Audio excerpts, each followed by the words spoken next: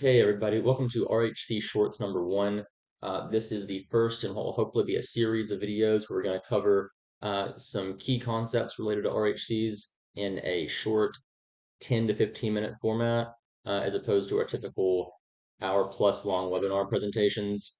If you have any topics that you're interested in that you would like us to try to cover on one of these more shorter form videos, definitely let us know, leave us a comment, and we will do our best to get to that. Today on the docket, we're going to talk about Medicare bad debts as it relates to RHCs. So we'll go ahead and jump right into that. Um, so first and foremost, what is a Medicare bad debt? It is a provider's bad debts resulting from Medicare deductible and coinsurance amounts that are uncollectible from Medicare beneficiaries. Obviously, why is this important? Well, it would ordinarily be revenue that a clinic is missing out on, has no way of recovering, no way of getting. Um, you know, certainly if the beneficiary is not paying their portion, then you're ordinarily out of luck on that. But Medicare does reimburse RHCs 65% of eligible amounts, provided that certain documentation requirements are met. And we'll talk a little bit about what those documentation requirements are.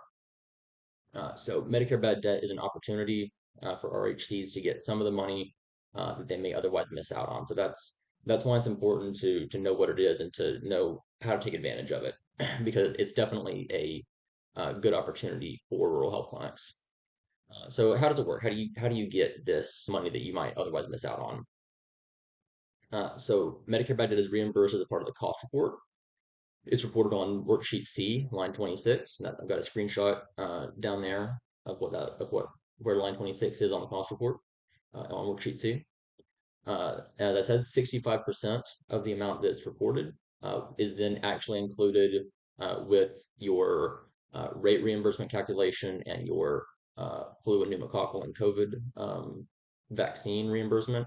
All of that's grouped together into the cost report reimbursement balance due back to the clinic. Um, Now, any amount that you claim on line 26 must be supported by a Medicare bad debt log. That's part of that documentation that I was referring to that has to be kept relating to these bad debts. So this over here is just a small image of what that log looks like. We'll take a closer look at that here in a couple more slides. Now, in order to be included on the bad debt log, the following criteria does have to be met for each entry. So, of course, it has to be related to a covered service and derived from deductible and coinsurance amounts. That means no fee for service, uh, no hospital, no technical components, and it has to be traditional Medicare. This cannot be related to Medicare Advantage plans. Um, the provider must be able to establish that reasonable collection efforts were made. That means at least 120 days of collection after the first bill, and that means that the first bill has to be within 120 days after the date of the Medicare remittance advice or the RA from the beneficiary secondary payer, if there is any, whichever is latest. That's called timely billing. It just means you have to get your first bill out within a reasonable amount of time. You also have to make 4 documented collection efforts.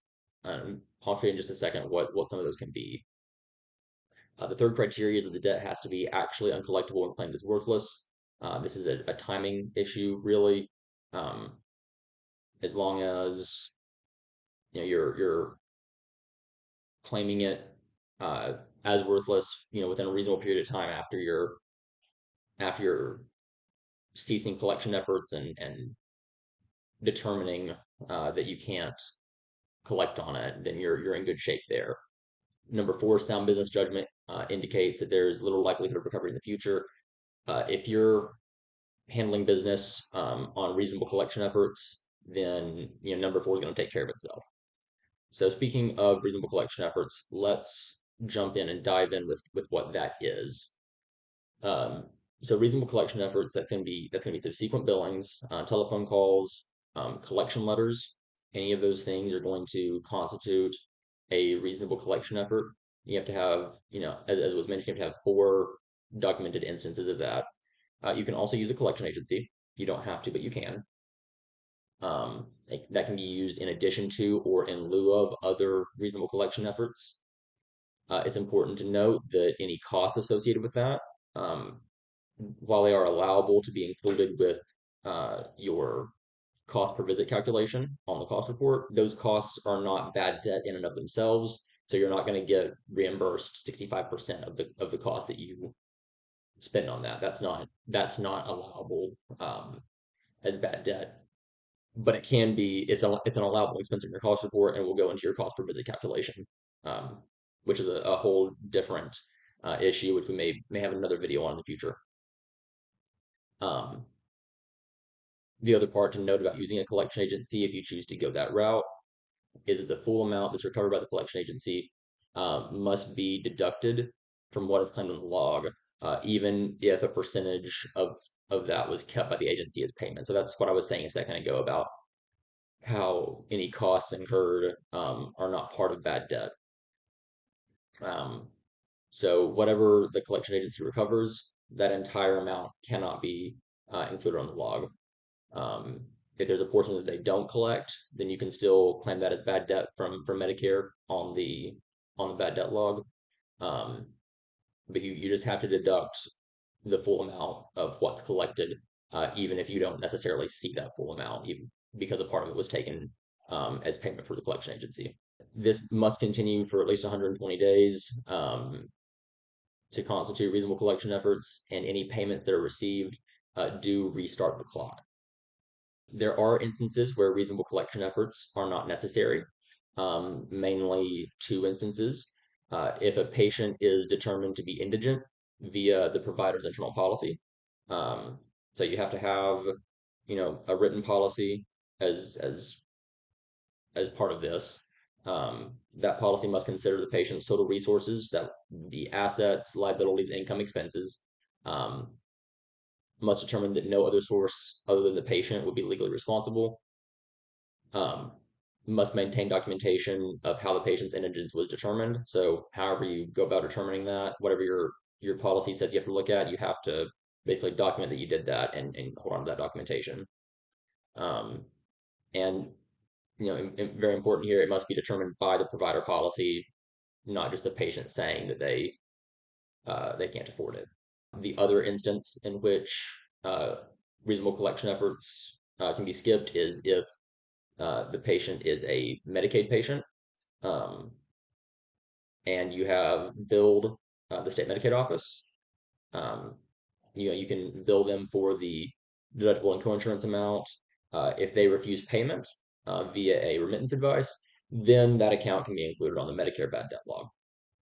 So it's just a matter of doing it in the right order. So for Medicaid patients, Medicare bad debt, also called a Medicare Medicaid crossover or dual eligible, um, you don't have to do reasonable collection efforts, but you do have to bill the state Medicaid office first. Um, so if they don't pay any of it, then you can claim that entire amount as Medicare bad debt. If Medicaid pays a portion of it, then you can claim the difference as Medicare bad debt.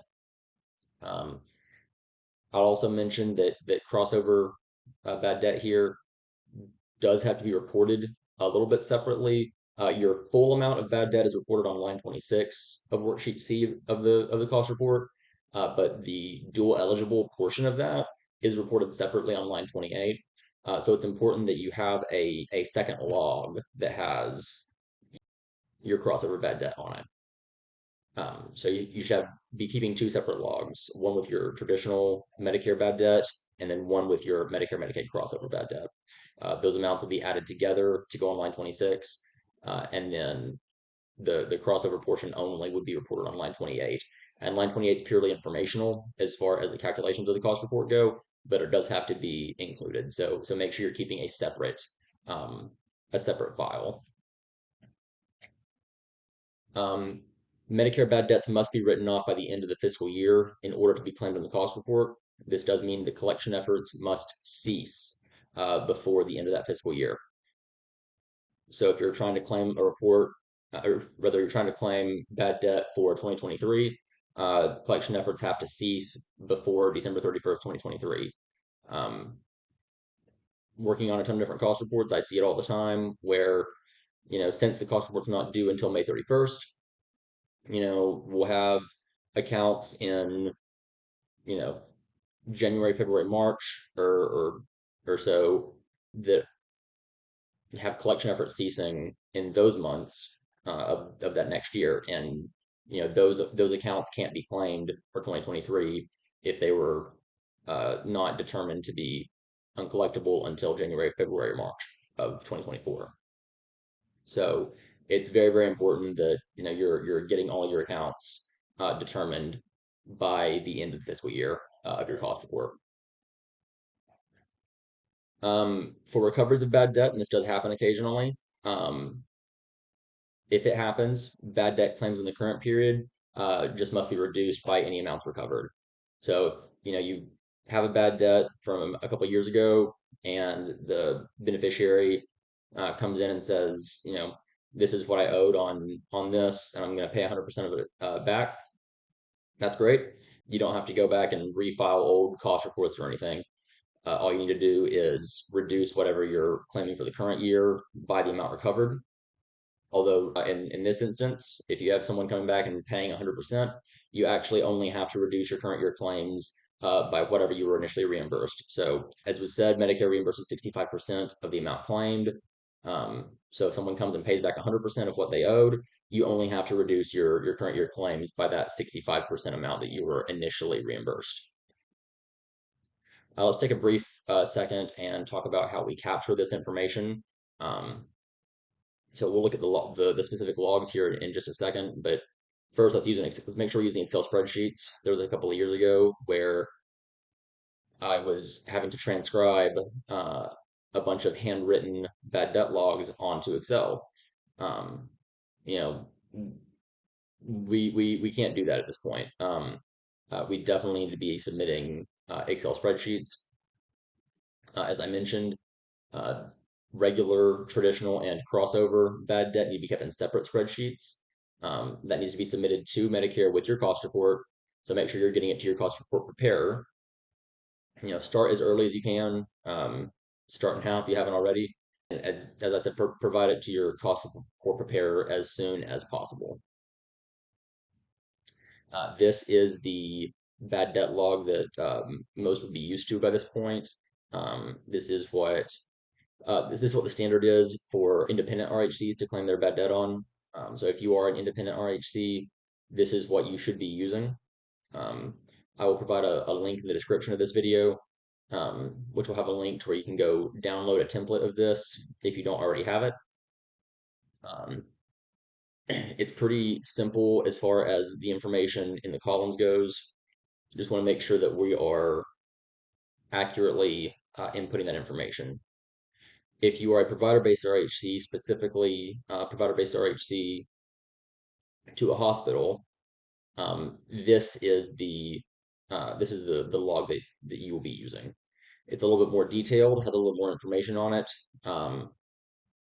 This is the log that hospitals have to use. So if you're provider-based RHC to a hospital, then you're grouped in as far as using the same Medicare bad debt log.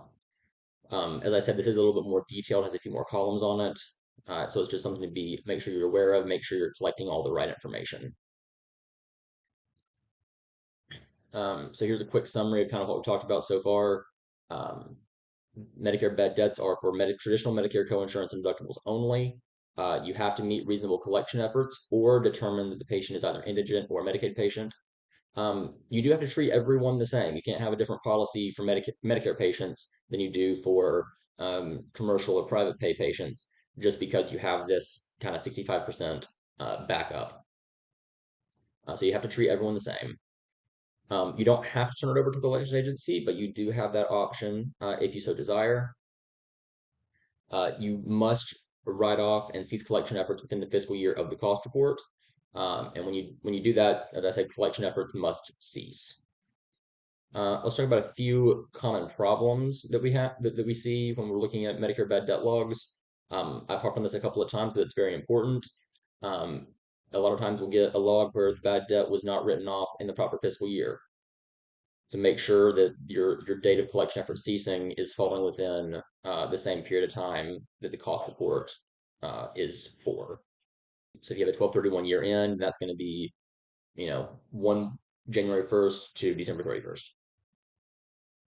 Another common issue that I see is deductible and coinsurance columns not matching the total column. Um, so let's go back to this just 1 second. I'll tell you what I'm talking about. Um, if column 8 plus column 9 does not equal column 10, then something's wrong there. If there is a payment or something that would be reducing it, that would be causing it to not be equivalent, then you need to have a column here showing that payment. If these aren't adding up, then it's going to cause unnecessary questions to arise. And we want to make it as easy as we can for the Medicare administrative contractors when they're reviewing these. So make sure that everything ties out mathematically where at all possible. And then the biggest thing that I see, most common problem with bad debt logs are dates being keyed in incorrectly. So one of the things that I'm checking when I'm looking at bad debt logs is timely billing. So I'm subtracting the Medicare RA date from the date of first bill to make sure it's less than 120 days. And if either of those dates are keyed in incorrectly, then that can raise a red flag because it might show this as being greater than 120 days. And if it doesn't fall within that timely billing range, then we can't claim that account. So there's no reason we should be having to disallow these bad debt entries just because of a keying entry.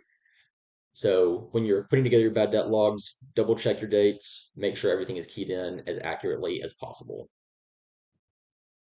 So I went through that kind of fast, but I guess that's kind of the point of what we're trying to do here with these RHC shorts. So if you have any questions, let's talk about them. Let's put them in the comments. If you're not familiar with it, check out the RHC Information Exchange Facebook group.